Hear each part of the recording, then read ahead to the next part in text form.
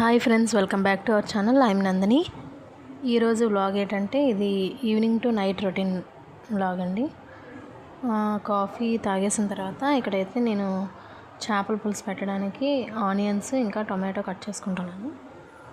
నెత్తళ్ళు తీసుకున్నానండి, పచ్చి నెత్తళ్ళు అంటాం కదా అవి. ఇక్కడైతే ఆనియన్స్ అన్నీ తొక్కలు తీసేసుకొని కట్ చేసేసుకుంటాను. అలాగే టొమాటో కట్ చేసి ప్యూరీ చేసుకుంటానండి. చేపల పులుసుకి ఆనియన్ పేస్ట్ చేయకపోయినా పర్వాలేదు, కానీ టొమాటో ప్యూరీ చేసుకుంటే మనకు తినేటప్పుడు ఆ ముక్కలన్నీ దొరకకుండా బాగుంటుంది. ఆనియన్ అయితే దగ్గరికి పేస్ట్ లాగా అయిపోతుంది, అంటే బాగా ఫ్రై అయిపోతే. ఇంక ఇప్పుడైతే ఆనియన్స్ కట్ చేస్తున్నాను.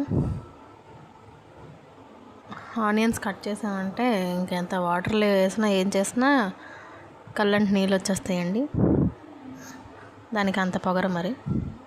ఇంక ఇక్కడైతే వీడియో లేట్ అవుతుందండి, అంటే పిల్లలు స్కూల్ టైం అన్నీ మేనేజ్ చేసుకొని చేయాలంటే కొంచెం కష్టం అవుతుంది. పైగా కొత్తగా హౌస్ షిఫ్ట్ అయ్యాం కదా, ఇవన్నీ కొంచెం అలవాటు పడాలి. పై ఫ్లోర్ మేము తీసుకున్న సెకండ్ ఫ్లోర్ అండి. పైనుంచి కిందకి పాలకు ఒకసారి మోటర్ వేయడానికి, స్కూల్ దిగబెట్టడానికి, తీసుకురావడానికి ఇలా గుంజీలు తీయాల్సి వస్తుంది. కష్టమే, కాకపోతే మనకు అన్ని ఫెసిలిటీస్ ఉన్నప్పుడు మరి తప్పదు. ఓకే, ఇంక వీడియో అయితే ఇక్కడ టమాటో కూడా నేను మిక్సీలో వేసుకున్నాను. ఇది ప్యూరీ చేసుకోవాలి.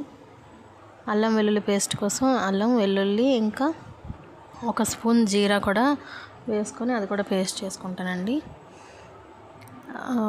అంటే చేపల పులుసుకి ధనియాలు అవి కూడా వేసుకోవచ్చు, కానీ దీనికైతే మాత్రం జీరా ఫ్లేవర్ బాగుంటుంది. మసాలా ఎలాగో వేస్తాము.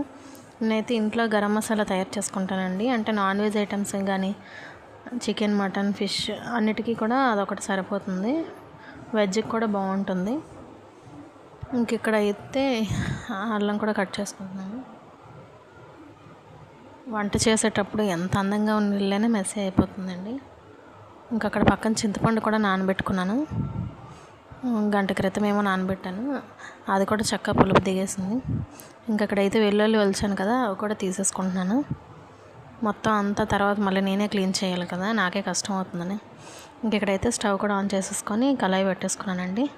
ఆ కళాయి ఇటు అలా ఉంది అనుకోవచ్చు, అది చాలా పాతదండి. ఓన్లీ నాన్ వెజ్ వాడతాను కదా, ఫ్రై చేయడానికి ఏమైనా చేపలకు కానీ, మరి ఇంక అలాగే అవుతుంది.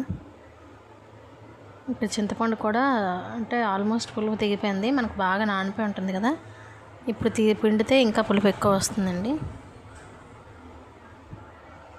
ఇంకా చూడండి, వీడియో మొత్తం లాస్ట్ వరకు ఎండింగ్ వరకు ఎక్కడ స్కిప్ చేయకుండా చూడండి. అంటే వ్యూస్ అవర్స్ కౌంట్ అవ్వట్లేదు, వ్యూస్ రావట్లేదు కదా. ఇక్కడైతే నెత్తళ్ళు కూడా బాగా వాష్ చేసేసుకొని పసుపు వేసుకొని ఉంచుకున్నానండి. ఇక్కడ ఆయిల్ హీట్ అయ్యింది. ఇంకా పచ్చిమిర్చి చీలికలు అలాగే ఆనియన్స్ కూడా యాడ్ చేసుకున్నానండి.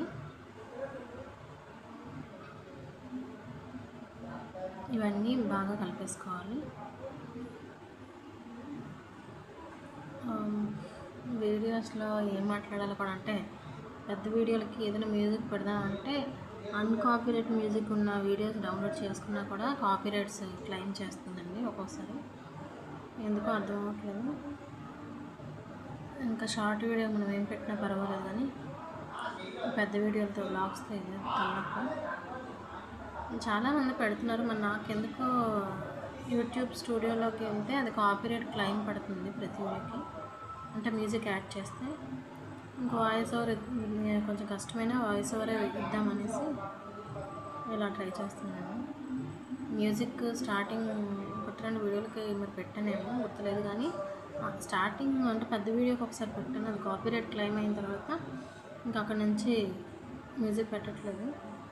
ఇక్కడైతే ఆనియన్స్ బాగా ఫ్రై అయ్యాక అల్లం వెల్లుల్లి పేస్ట్ అది కూడా పచ్చివాసన పోయిన తర్వాత టమాటో ప్యూరీ యాడ్ చేసుకున్నాను. ఇది మనకు బాగా అంటే బాగా మగ్గిపోవాలనుకుంటే అంటే ఇదే టైంలో ఇంకా పసుపు, నేను కల్లుప్పు వేసుకున్నానండి. పులుసులకి చారులకి మాత్రం, అంటే పులుపు ఐటమ్స్ కదా, కల్లుప్పు అయితే మనకి కరెక్ట్గా సరిపోతుంది. సాల్ట్ అయితే ఇంకా వేస్తూనే ఉండాలి, అంత వేసినా సరిపోదు, ఒక్కొక్కసారి బాగా ఎక్కువ కూడా అవుతుంది. అదేదో కల్లుప్పు అయితే చక్కగా మనకు క్వాంటిటీ తెలుస్తుంది. ఇంక ఇక్కడైతే వంటగది పరిస్థితి ఇలా ఉంది. వంట అవుతుంది, కొంచెం కొంచెం పక్కన సర్దుకుంటే పని ఈజీ అవుతుంది. అన్నీ సింక్లో పడేస్తున్నాను గిన్నెలు. ఇంకొకటి చెత్త కూడా ఒక డబ్బాలో వేసుకున్నాను, అంటే ఇందాక ఆనియన్స్ అవి కట్ చేసాను కదా. ఇంక సింక్లో పెట్టేసి నానబెట్టేసుకుంటాను గిన్నెలు. తోమేసుకోవచ్చు ఎప్పుడప్పుడు వంట అయిన వెంటనే. లేదు అంటే అన్నీ కలిపి ఒక్కసారి తవ్వడం నిండా అయిపోతాయండి, కొంచెం బతికించిన. ఇంక ఇక్కడ ఇది కూడా మగ్గిపోయింది బాగా. ఇక్కడ ఆయిల్ కూడా పైకి తేలుతుంది, అంటే బాగా మగ్గిపోయినట్టు. టేస్ట్ బాగుంటుంది. నార్మల్గా ఎలా పడితే అలాగా వేగడం చేస్తే అంత బాగోదు. మనకి కొంచెం అంటే ఒక్క పూట కూడా నిల్వ ఉండదండి. అలా అయితే పచ్చిగా ఎలా పడితే అలా చేస్తే. బాగా మగ్గిపోయిన తర్వాత నేను చింతపండు పులుపు యాడ్ చేసుకున్నాను. ఇక్కడైతే సాల్ట్ గట్టి మరి ఇంకేం వేయాల్సిన లేదు, కల్లుపు కదా. నేను మధ్యలో ఒకసారి చెక్ చేశాను సాల్ట్, కాకపోతే కరెక్ట్గా సరిపోయింది. ఇంకా మొత్తం చింతపండు పులుపు తీసేసుకున్న తర్వాత మనకి పులుసు క్వాంటిటీ బట్టి వాటర్ అనేది యాడ్ చేసుకుంటాను. నాకైతే ఆ చేపలు వేస్తే ఇంక మునిగిపోద్ది కదా, కొంచెం అయితే వాటర్ వేసుకున్నాను.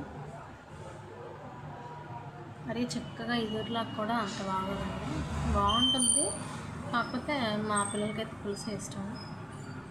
ఇంక ఇక్కడ సాల్ట్ చెక్ చేసాను, కరెక్ట్గా సరిపోయింది. ఇప్పుడే కారం కూడా యాడ్ చేసుకుంటాను.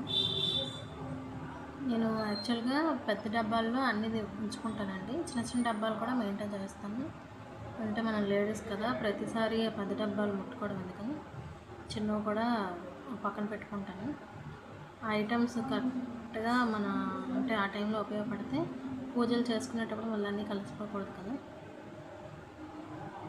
అంటే ఏదైనా పూజల టైంలో ఏదైనా ప్రసాదాలు చేసుకోవాలనుకుంటే మళ్ళీ అన్నీ కలిసిపోతే బాగోదు. అందుకే అన్నీ స్పేర్గా కొంచెం చిన్న డబ్బాలో తీసుకుంటాను. అందులో చిన్న డబ్బాల కారం అయితే కంప్లీట్ అయ్యింది, మళ్ళీ తీసుకోవాలి, చిన్న డబ్బాలు వేసుకోవాలి. ఇంక ఇక్కడైతే కారం కూడా యాడ్ చేసేసిన తర్వాత కొంచెం ఒక మరిగిన తర్వాత అంటే మరుగుపెట్టిన తర్వాత ఈ చేపలు కూడా యాడ్ చేసుకుంటున్నానండి. బాగా పులుసు మరిగిపోయింది. ఒక 10 minutes తర్వాత ఇలా అయిందండి. నెత్తళ్ళు చాలా బాగుంటుంది, పిల్లలు కూడా అలా తినేయచ్చు, ముళ్ళే ఉండదు. ఇంక ఇప్పుడైతే ఫైనల్గా కొత్తిమీర యాడ్ చేశాను అంతే. చాలా చాలా టేస్టీగా ఉంటుందండి, వేడి అన్నంలోకి అయితే చాలా బాగుంటుంది. అప్పటికప్పుడు తినేస్తే ఇంకా సూపర్. నాకైతే ఈరోజు వంట కూడా బేగా అయింది, అంటే డిన్నర్ కదా. అప్పటికి చూడండి బయట లైటింగ్ ఉంది, 5:45, 6 ఆ టైం అవుతుంది. ఇంకా వంట